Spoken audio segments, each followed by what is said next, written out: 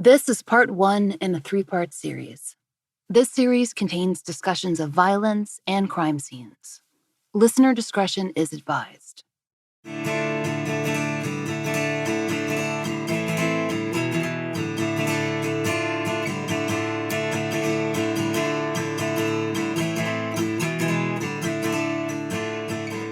This is The Fall Line.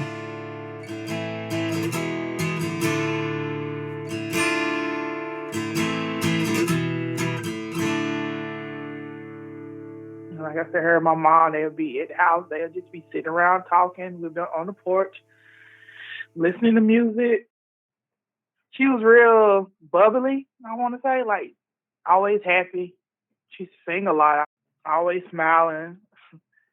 She's real playful. I know she used to kiss me a lot. She just was happy. You know, even now I get sad because I remember her. Everybody liked her because I ride by on the way home from work. I ride by the building that she was living in. I look over there every day that I ride by, and I can see. You know, I just be wondering, like, if it's still the same, if those houses is around it. I just be looking like, how did all this happen? Like, it's a house across the street. It's something right next door to it. How and when did nobody just not hear nothing? Mm-hmm. You know, yeah, whenever I ride by, I just look over there. I just shake my head because I just don't understand.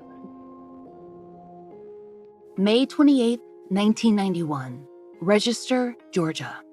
It had been a hot spring in southeastern Georgia, and it was stepping quickly over into summer. After the long Labor Day weekend, the rural town was back in action. As much action as there could be with a population of just over 1,600. Register sits about 8 miles southwest of Statesboro on Muskogee Creek land. Statesboro is a bigger town than Register, but back then, it was still plenty small too. Just about 15,000 people, according to the 1990 census. But Statesboro was and is home to a university, Georgia Southern, and there was work to be had at the school and at 2 other nearby colleges, and in the retail and industry that surrounded Statesboro. Not many people went from Statesboro back to Register, way out in the country, where you might rent a house next to a tobacco field or a pasture. But in May of 1991, 27-year-old Geraldine DeLoach had decided to. Geraldine was the secretary at Georgia Southern University in Statesboro, and she was willing to make the commute back and forth. Because Geraldine had big plans for the little place she'd found to rent, out in Register. Once a meat locker, it had been converted into a unique little building, a big front room, and an apartment tucked in the back. Geraldine's community group, the 2530 Social Club, could make excellent use of that space. They'd been doing good work around Statesboro and Register for a while, but Geraldine was ready to offer something new and something more. A single mother herself, she wanted to create a volunteer-run service that would operate out of that room. Then, moms could get out once in a while and have somewhere safe to take their kids. It would also make the perfect meeting place for Geraldine's club. Geraldine hadn't quite moved in, not fully anyway. Her bed was at the new house in Register, but she had some belongings back in Statesboro and was in the process of moving the last of her items into her new place. The little Register post office actually backed up against Geraldine's new rental. According to the Georgia Bureau of Investigation, the postmaster often saw her in the process of moving, coming and going in her black Jeep with different friends and relatives along to help her unpack and haul. Geraldine had recently learned to drive a stick shift, and she'd driven all the way to South Carolina just the weekend before. She'd taken her 3-year-old daughter, Victoria, with her. Victoria wasn't with her mother on the night of Memorial Day, May 27th. She'd stayed the evening with her Aunt Ava, who'd moved back to town from Missouri. Ava's husband was deployed, and she couldn't stand the Midwestern winter. She'd come home to Georgia to wait for his return. Ava and Geraldine were just 2 years apart, and best friends as well as sisters. So Ava kept Victoria while a local high school student helped Geraldine with a few more loads of boxes and accompanied her as she ran errands around town, going to the laundromat and washing her Jeep. It was a busy day and night. Ava was one of the last people to talk to Geraldine on Monday night. They chatted on the phone about Victoria's role in their brother Rayford's upcoming wedding. Geraldine planned to leave a bag of Victoria's hair accessories for her sister to pick up outside so Ava could do the little girl's hair. She'd stick them out on the front porch of her new place. Ava was one of the first people to realize something was wrong. On Tuesday, May 28, 1991, Geraldine should have been at work. Her Jeep wasn't at the little house in Register. The postmaster hadn't seen it, and the construction workers who'd been out near her place, they hadn't either. In fact, they hadn't seen anything. But someone did see Geraldine's Jeep in an apartment complex called Fox Ridge that she hadn't lived at for months, all the way out in Statesboro. That sighting by a cousin who knew her car shouldn't be there set off a series of phone calls. Where was Geraldine? Ava called Geraldine's office, but a male coworker answered instead. Ava thought her sister had stepped out of the building when he said, "She's not in." So Ava didn't think too much of it. Not then. Eventually, Ava and Victoria headed over to Geraldine's to retrieve the hair accessories, the bag that was supposed to be sitting out front of the new place. By then, it was afternoon. But when they arrived, the bag wasn't there. Ava decided to check around back at the entrance to Geraldine's apartment. Maybe she was home. What Ava saw, laying in the yard between Geraldine's house and the post office, was a shape on the ground. It took her some time to realize that she was looking at a body, draped in a blanket. She could tell by the hand that wasn't quite covered. At the time, Ava didn't even process that it was the same blanket that she'd loaned to Geraldine just a few days prior. Somehow, no one had noticed, even with all the construction activity, the post office. It made no sense that a person's body could just be lying there, no one having done anything. Ava couldn't know then that her sister had been placed, sometime during the day, moved to that location. Later, Ava would feel like she'd almost blacked out. It was the shock. It was difficult to piece together those moments. She could remember that she knew she had to get them out of there, away from the apartment, the site, and she knew she had to find a phone.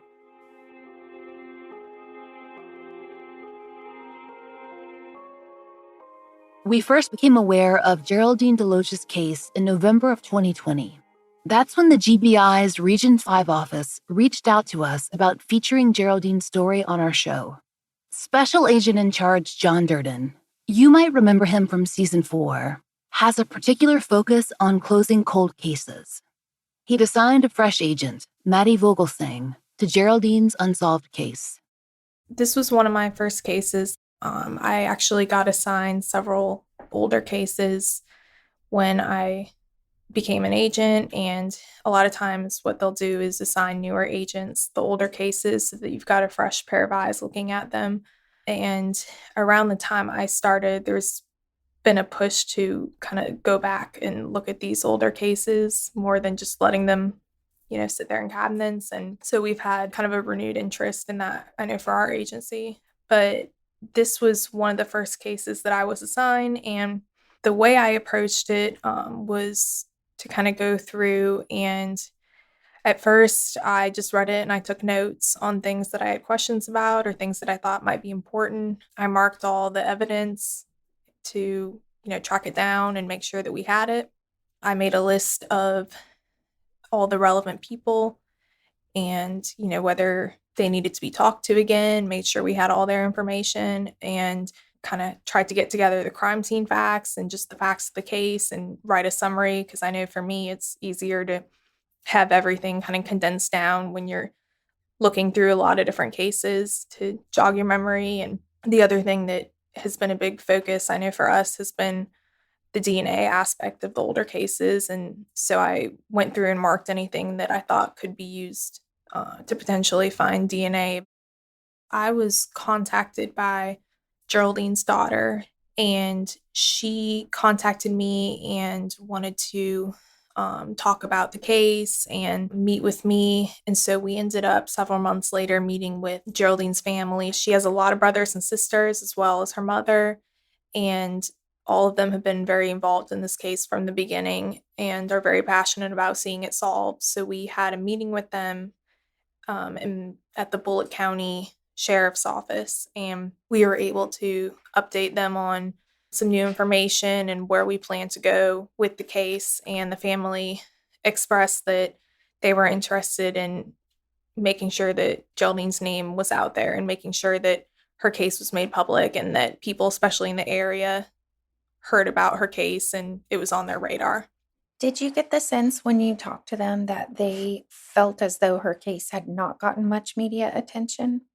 I think so. I think that's definitely something that they were concerned about. We live in a very different time period now with social media, and that obviously wasn't around much at the time. And so that's definitely something that I know that they have wanted. And I think it's also important to them just to, keep Geraldine's memory alive. All of them, it's not like they've moved on and forgotten about her. They're very involved, and they have a Facebook page for her memorial, and they contact me regularly, and I contact them when I have information, and we stay in touch and make sure that, even if we aren't necessarily making huge strides, we're still working on the case every day.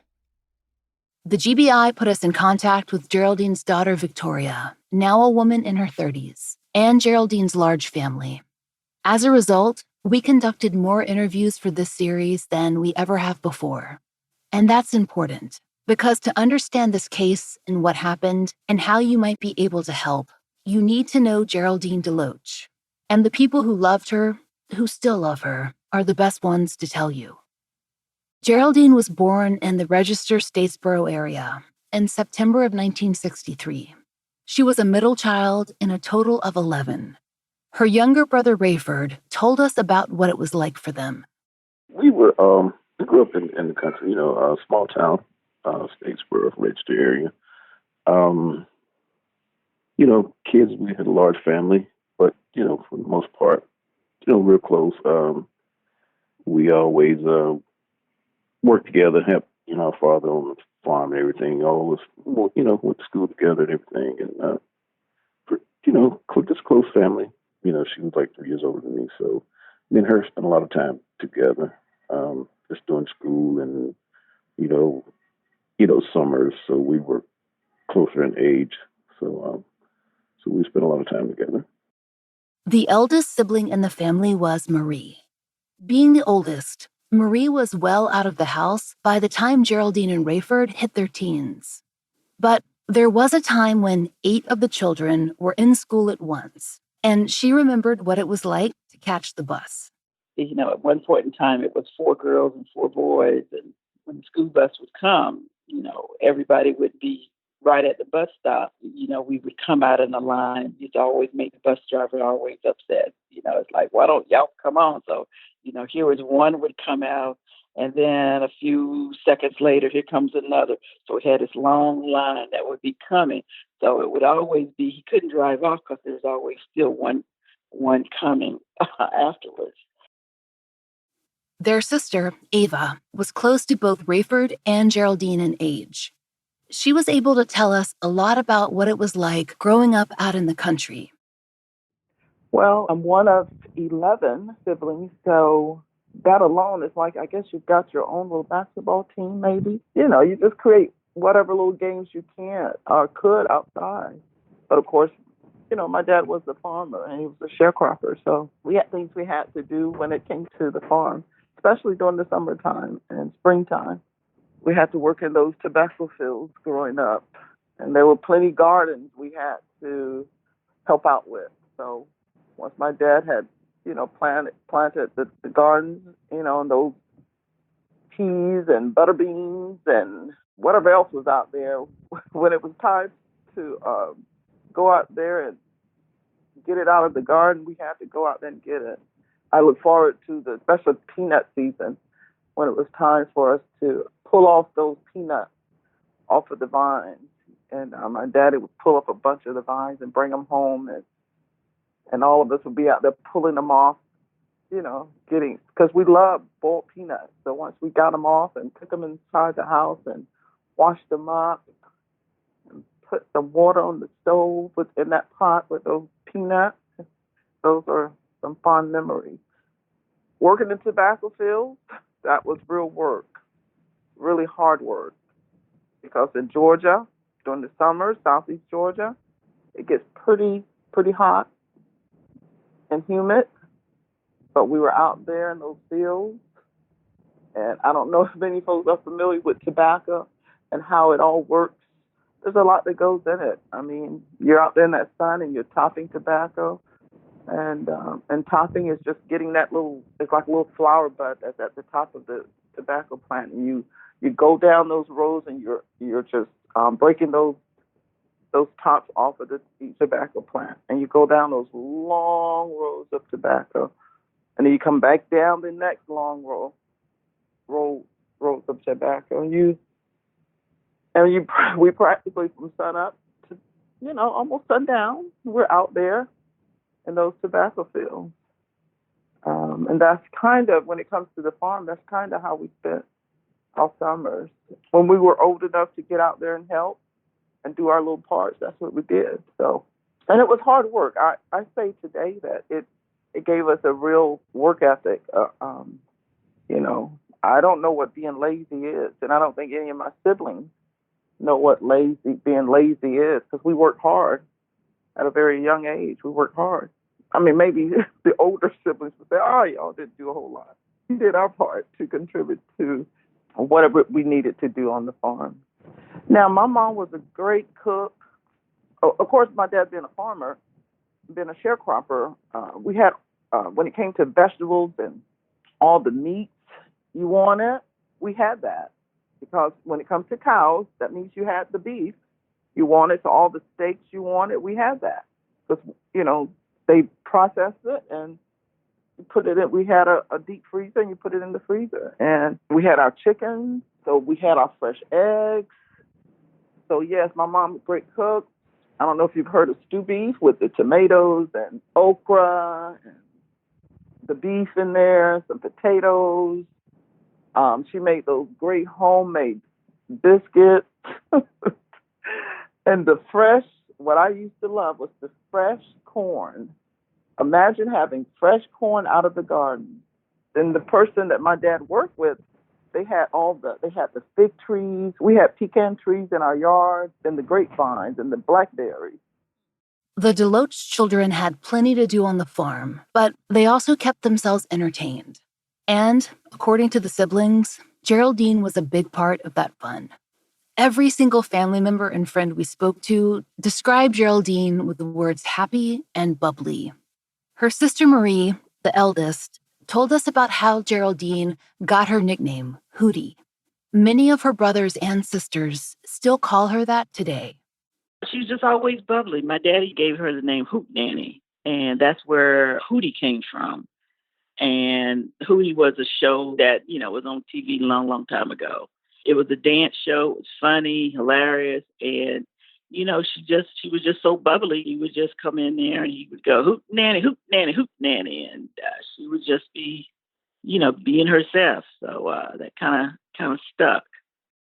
Geraldine's mother, May Knight, remembered her daughter's love of celebrating her family, as a group and individually. And she liked to celebrate our birthdays. And, about being so many of us, we couldn't. She told us, we got older. She said that you can't celebrate your birthday every 10 years, do that. It's been over a long time, but, that's what she said. Well, and that's what we do them regular than that, but that was her thing. She said you can't do it, but once every 10 years, do that. Although many might have described Geraldine as outgoing, Ava, close in age and her closest friend, saw another side to her. Geraldine might be boisterous in the house, but out in public, she could be much more timid, at least when she was little. We grew up in the church, and we grew up singing in our choir, because my dad, back in the day, he used to sing in this quartet. So we grew up singing in the choir, and my sister Deborah, Geraldine, and myself, we were the DeLoach trio. And so when we would go to church, because we were in church so much, we got up the nerve to start singing on the church program. But Geraldine and myself, we were the two shy of that trio. So my sister Deborah would always basically lead all the songs. Now, when we were at home practicing all the time, now me and Geraldine, we try to, we're going to lead the song this time. And but when it was all said and done, my sister Deborah would lead would be the lead singer of the group, because we were just too shy. But we'd get up there and sing, but we were shy, and we're not going to look at you while we're singing. We're trying to look at each other so we don't get up there and mess up by looking out in the audience. I earned my degree online at Arizona State University. I chose to get my degree at ASU because I knew that I'd get a quality education, they were recognized for excellence, and that I would be prepared for the workforce upon graduating. To be associated with ASU, both as a student and alum, it makes me extremely proud, and having experienced the program, I know now that I'm set up for success. Learn more at asuonline.asu.edu. Geraldine's early life had its frightening moments too. Her older brother Ray talked to us about two incidents that occurred in her childhood. The family often calls Ray Mint, a nickname he picked up from the barber when he was a young boy, as he'd always ask for a peppermint when he got a haircut. He told us that he's always felt protective over his sisters, even those who were older than him, even now as they're adults in their 50s and 60s. I remember when she was an infant and our house burned down. I couldn't have been that old, 5,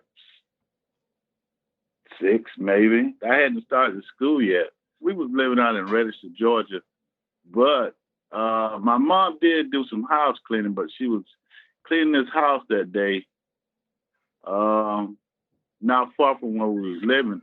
And we was living in this great big pasture, like little house on the prairie. And my mom worked there. She was working there that morning when our house started burning. And, I, got all the kids out, because Geraldine was a baby. So it was 2, me, 3, Chris, Deborah, Ava, and Geraldine was the infant. God, that's a lot of kids. Wow. But, and our house burned to the ground. But, I managed to get everybody out, scooped up Geraldine. My mom I guess she seen the smoke. She was running across that pasture wide open. I'm talking about my mom was running. But we was all safe. It was hard. I remember it was rough, even rougher then after that happened. But we made it. We moved from there to another little cabin or whatever down from the one that had burned down. But yeah, I was, I saved her then. I saved all of us. We all were saved. But, a couple of years after that, maybe because Geraldine wasn't in school, one day I didn't go to school for something. But me and Geraldine was inside. I was outside. My mom was outside just cleaning the yard. And I heard Geraldine scream. And I ran into the house, and her dress was on fire because we had a fireplace. And I guess, the little cotton dress from Sears Roebuck, it heated up. She backed up or got too close to that fire, man. And that was a terrible morning because, when she died, she had this big old burnt scar. It was like wide as a stomach on the side. From then, I don't think she couldn't have been no more than 2 years old. Something. She might have. I don't know. She was really, really young. So you saved her twice. Yeah, I did. And I really always think about God. Why couldn't have been in the right place to save her this time, the last time? That sort of always stuck with me, and still till today. Not being able to save her. It was sort of bothered me, like I was the chosen one, but the last time I wasn't around, so I don't know. Really rough carrying that all the time. Geraldine recovered, and As she went through school, she made plenty of friends and plenty of plans. Most of her siblings planned to go in the military or to college. For Ava, it was school in Augusta, and it was natural that Geraldine would come and visit. Ava remembers that they went out dancing, went to church, and caught the city bus around town. One night, though, they thought that they'd catch a ride with a university basketball player that Ava knew. They spotted him in his car and waved and asked for a ride. And so here we are, our little silly, naive selves. So the car stops. We get into the car. We literally get in this man's car. Three of us sitting in the back of his car. And I'm just laughing, thinking about it. Sitting in the back of his car. I looked at the driver. Oh my God, it is not the basketball player that we know. He just looked like him. And guess what we had to do? We had to do a quick exit. We said, okay, we can get out right now. And we laughed at ourselves. And my sister Josie was like, I thought y'all knew this person. I guess he was like, okay. They're like, they know me, but I really don't know them, but we're just going to go with this. But we were so naive. You cannot do that today. It is not safe. So, but that is such a great memory. Coming up, working on the farm and doing all that hard work. We knew, we wanted a better situation for ourselves. So we knew that we were either going to go to college after we graduated from high school, or we were going to go to the military. When it was Geraldine's turn, she boarded a Greyhound bus bound for the University of West Georgia.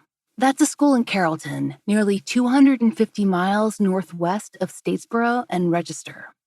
The town, near the Alabama line, is small. Not a big city by any stretch, but it was far away from home. Geraldine's close friend Alethea for short, was headed that way too, and she was nervous. We went to school together, high school together. We graduated in 1981.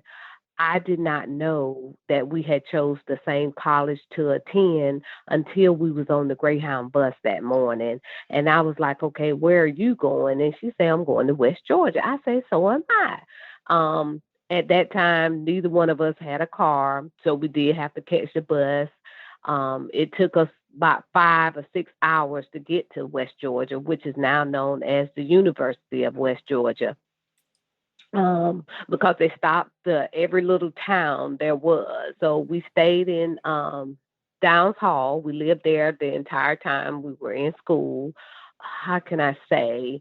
Geraldine stayed on one side and I stayed on another side of Downs Hall. And then we would meet downstairs in the kitchen area and, cook, have fun, just out and about. I remember our first night getting to school, we had met somebody else that we knew from Statesboro. And we walked the whole campus all night long, just laughing and talking. And those are the things that I remember, about Geraldine.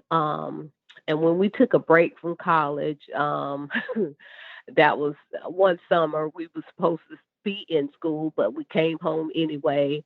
And we had a job at this Claxton Poetry. I didn't last but a week. I told Geraldine I'm going to have to find something else because that smell and everything, but she continued on. That was like Geraldine. When she decided to do something, she did it. Many described her as kind and caring, but never a pushover.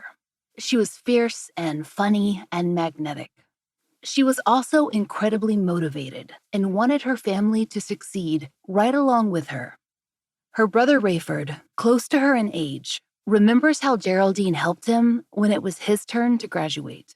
When I was getting ready to once graduate high school, I didn't know if I was going to college. I hadn't made up my mind or anything like that, or if I was going,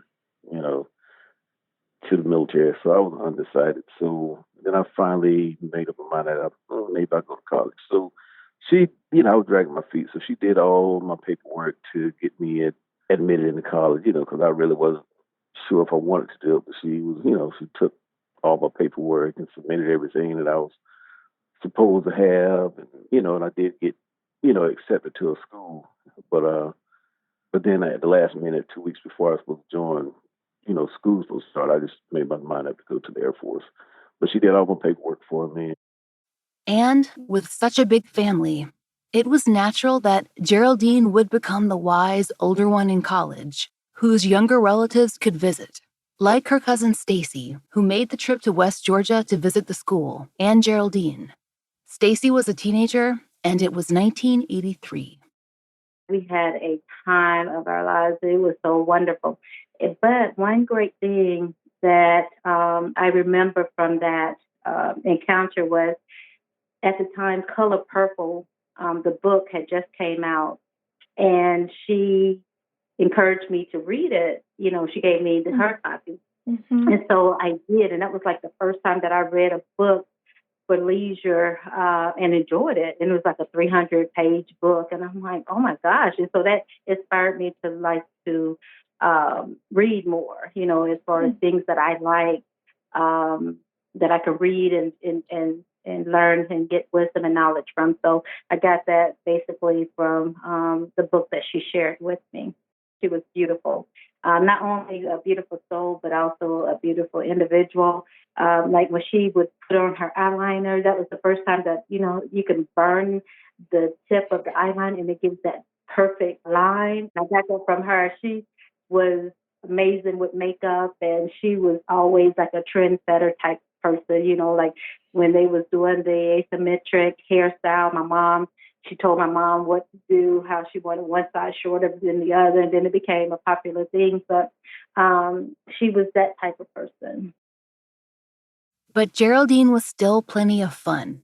Marie, who was living in Atlanta and pursuing her PhD, was able to spend time with her sister for the first time on more equal adult footing.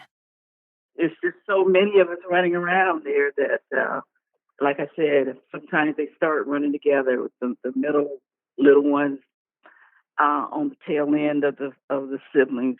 I kind of got to know her better when she had graduated high school and she attended West Georgia College. And so West Georgia being so close to Atlanta, on weekends, she and her friends would, they'd come to Atlanta, hang out. So I got to know her, got to see that side of her and kind of, just kind of see what direction she wanted to go, what she wanted to do. And she was always bubbly.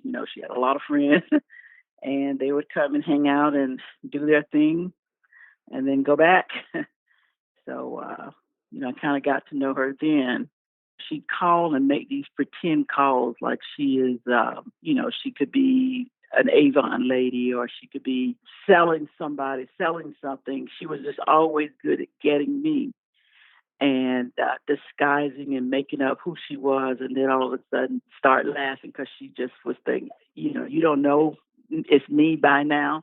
And so that I was just always easy. It was easy for her to fool and trick me, and she did that. After college, Geraldine moved back to Statesboro, where she worked a number of jobs. She eventually settled in at Georgia Southern as a departmental secretary. She began to build an adult life for herself, but she was very attuned to the needs of her community, too.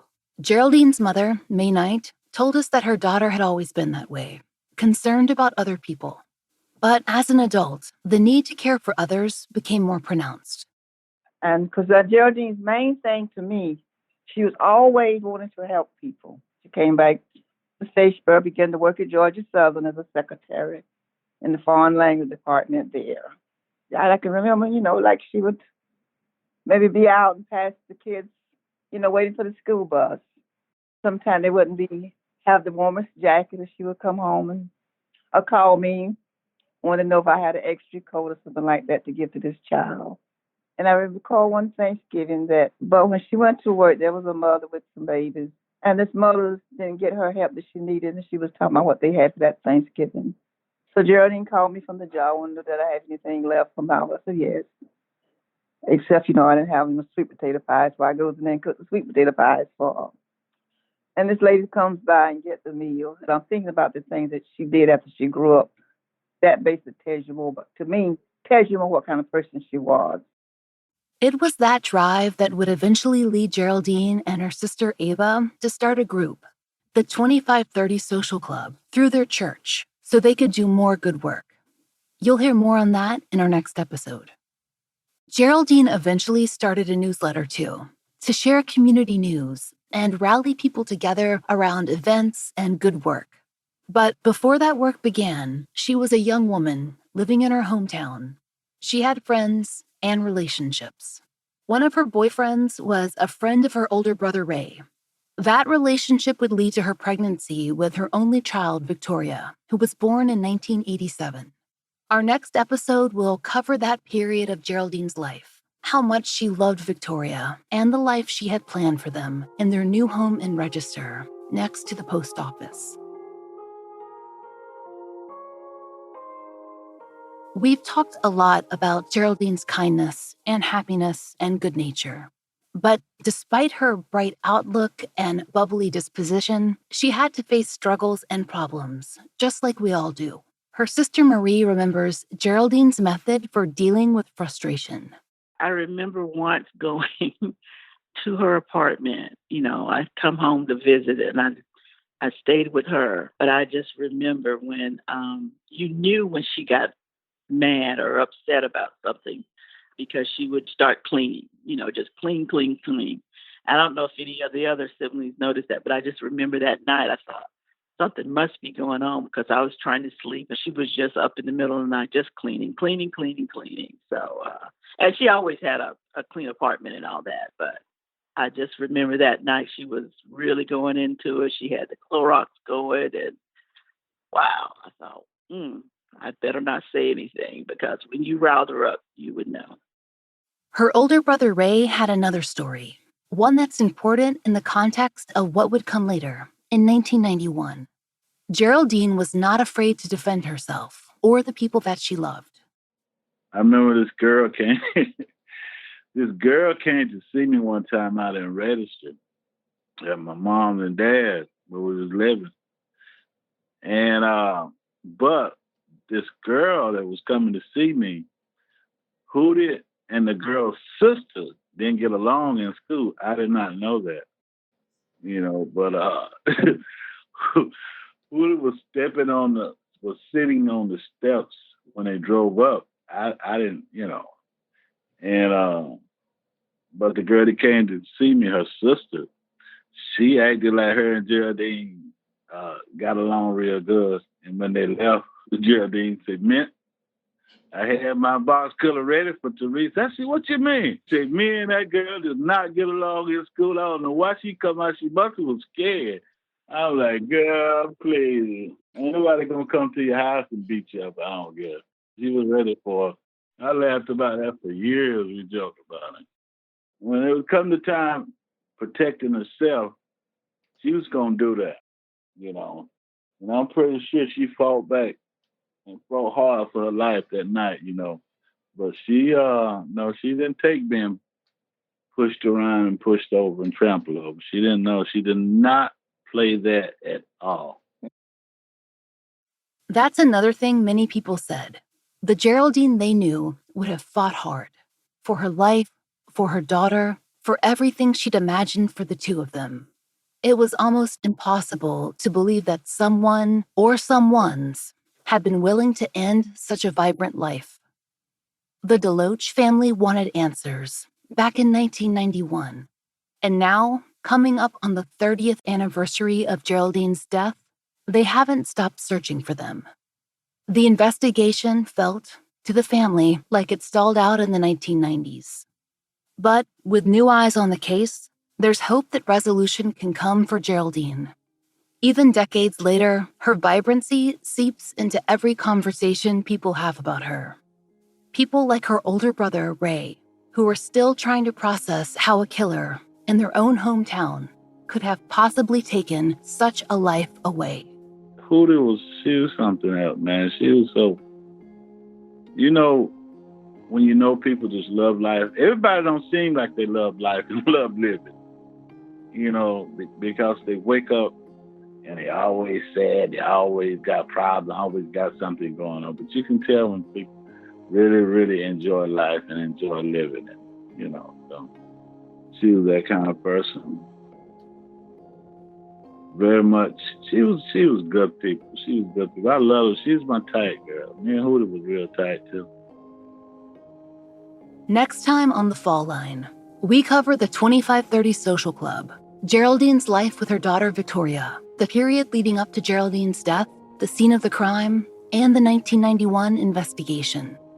If you have any information regarding the murder of Geraldine DeLoach, please call the GBI Region 5 office at 912-871-1121.